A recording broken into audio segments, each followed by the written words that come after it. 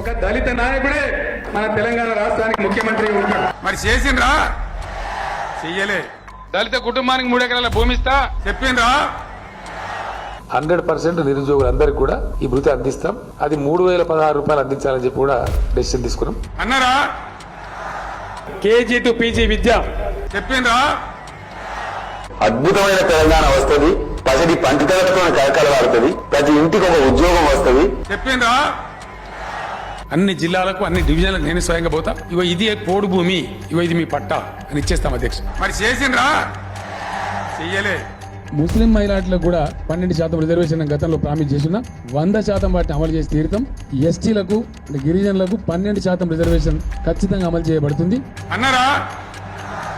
అమరుల కుటుంబంలో ఒకరికి లేదా ఇద్దరు అరువులు ఉంటే ఇద్దరికి కూడా ఉద్యోగం కల్పిస్తాం తప్పకుండా. చెప్పిండ్రా?